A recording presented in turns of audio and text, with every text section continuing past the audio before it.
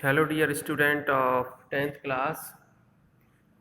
Yesterday we have understand our poem Amanda. Now it's time to understand question answer of this poem. So let's start from the first question. And the first question is, how old do you think Amanda is? How do you know this? And the answer is, Amanda is about a 9 to 10 years old school going girl. Amanda जो है वो लगभग 9 या 10 वर्ष की school going है, school में पढ़ने वाली. She is being scolded for things typical for that particular age. और चीज़ों को कठिन बनाने के लिए उसको स्कोल्ड या डांटना होता है, डांटा जाता है, क्योंकि इस एज पे ज़्यादातर यही समस्या होती है. इस पर्टिकुलर एज पे 9 to 10 year her parents are trying to inculcate यानी होता है किसी बात को मन में बैठाने का प्रयास करना. उसके जो पेरेंट्स हैं वो प्रयास करते हैं कि उसको कोई बात मन में बैठा दें. किस तरह की बात? इन हर गुड मैनर्स, अच्छी बातें हैं, अच्छे तरीके जो मैनर्स रहते हैं. एंड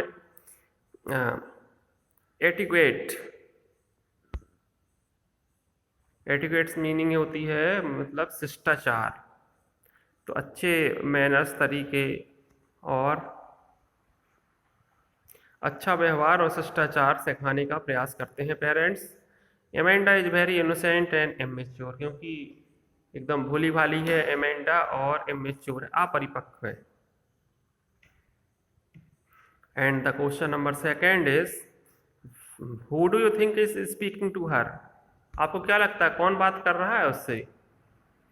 आंसर है one of her parents is speaking to her. माता पिता में से कोई एक बात कर रहा है. Most probably it is her mother. ज़्यादातर संभावना ये है कि उसकी माता जी बात कर रही हैं. In a traditional household mother, वो एक परंपरागत गृहिणी है और is held responsible for the conduct of child, जिस पर उस बच्चे को बड़ा करने की जिम्मेदारी, अच्छा पालन पोषण और अच्छे गुण, अच्छे संस्कार सिखाने की रिस्पॉन्सिबिलिटी है. In this case also the range of instruction suggest that the speaker is Amanda's mother. और जिस तरह से सजेशन दिए गए हैं, जो इंस्ट्रक्शन दिए गए हैं, उससे भी ये बात समझ में आती है इस पोयम में कि ये जो भी जो मतलब इसकी her mother is speaking to her. Okay, now as I told you that you have to not write question number 3 and 4. You don't have to write question number 3 and 4. Now let's move to question number 5. What could Amanda do if she were a mermaid? यदि वो mermaid होती तो क्या करती? And the answer is Amanda wishes to be a mermaid so she could carelessly move along on a languid emerald sea. एक विशाल जिसका बहुत विस्तार है ऐसे हरे समुद्र में वो अगर मरमेड होती तो लापरवाही पूर्वक वहाँ पे यहाँ से वहाँ तैर रही होती, इस तरह मरमेड करती हैं.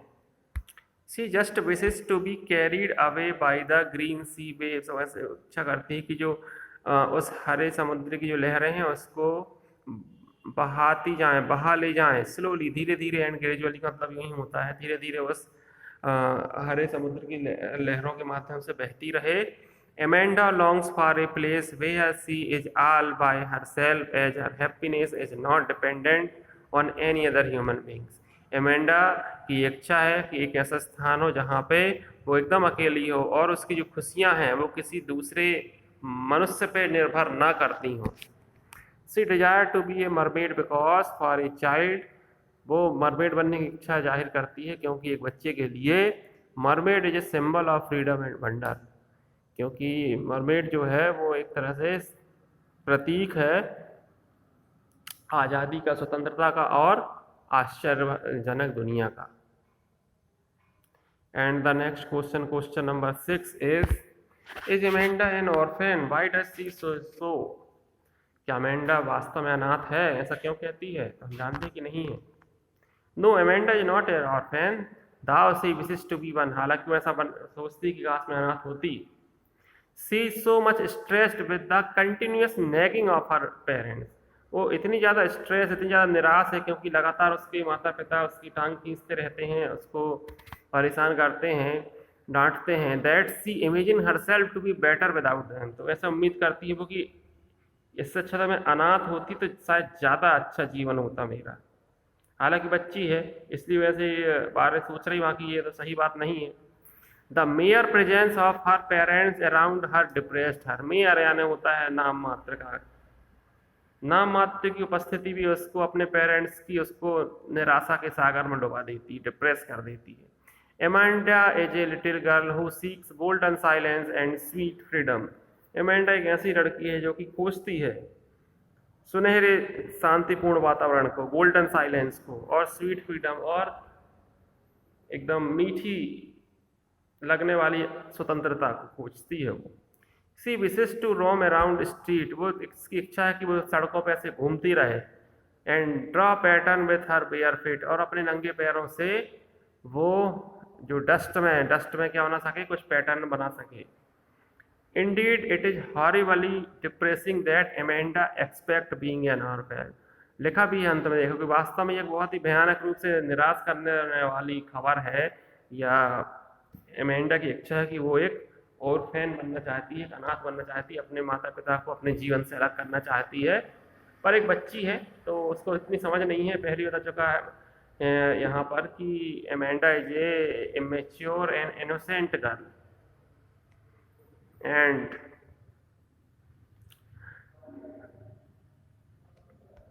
now let's move to question number 8. what does the girl yearn for? yearn याना होता है तड़प। किसकी तड़प है उस बच्ची को,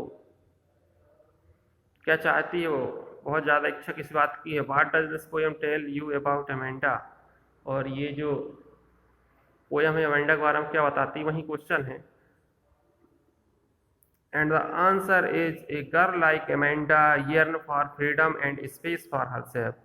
उसको तो स्वतंत्रता की चाह है और अपने लिए थोड़ा खुद का स्पेस, मतलब खुद अपनी इच्छा से जीवन यापन करना। She is incapable to fulfil the expectation of her parents. अपने माता पिता की जो एक्सपेक्टेशन, जो उम्मीदें हैं, उनको पूरा करने में अभी वो असमर्थ है, इनकेपेबल है। Amanda is no less than a symbol of all the children who face similar fate irrespective of class, color और nationality. एमेंडा एक प्रतीक है ऐसे बहुत सारे बच्चों का जो भी इसी तरह की समस्या का सामना करते हैं। ये सबसे अलग, चाहे किसी की भी क्लास हो, कलर कुछ भी हो, व्यक्ति का, और उसकी नेशनलिटी कुछ भी हो, लेकिन ये पूरी दुनिया के बच्चों का एक प्रतीक है अमेंडा। जिस तरह से सारे बच्चों को ट्रीट किया जाता है बचपन में। Traditional societies demand a certain type of behaviour. जो परंपरागत समाज है वो मांग करता है कि एक निश्चित टाइप का जो बिहेवियर होना चाहिए फ्रॉम द इंडिविजुअल्स, उन बच्चों में। And the training to produce such begins at a very young age. और बहुत छोटी सी उम्र में उनकी ट्रेनिंग देना चालू कर देते हैं। हम लोग भी ये गवाह हैं घर में कि चाहे हम लोगों के साथ ऐसा हुआ हो या फिर हम खुद छोटे बच्चों को बहुत जल्दी सिखाने का प्रयास करते हैं। उनके अंदर का बचपना हम नहीं देख पाते, उनको बहुत जल्दी हम सारे उनको एक तरह से मैच्योरिटी के रूप में हम देखना चाहते हैं कि वो अच्छा बिहेव करने लगें, और उनका जो एक नेचुरल फ्रीडम है, नेचुरल बिहेवियर है, और जो चाइल्डहुड है वो वहाँ से गायब हो जाता है। वही बात लिखा हुआ है कि parents ignore the innocence and understanding level of their children. इस बात को इग्नोर कर देते हैं, भैया बचपना है, बहुत छोटा बच्चा है, उतना नहीं समझ पाता, लेकिन इस चीज़ को इग्नोर कर देते हैं। उनके अंदर जो एक भोलापन है उसको भी इग्नोर कर दिया जाता है पेरेंट्स के द्वारा। And thereby the young ends up killing their imagination and thought. उससे क्या होता है, जो बच्चे रहते हैं वो अपनी इमेजिनेशन, जो उनकी कल्पना की दुनिया है, जो जिज्ञासा की जो इच्छा है वो, और साथ साथ विचार उनके, वो सारे वो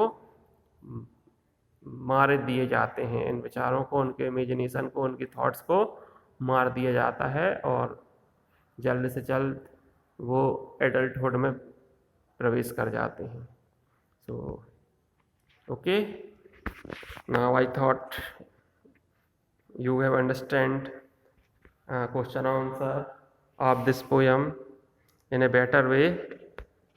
So thank you very much.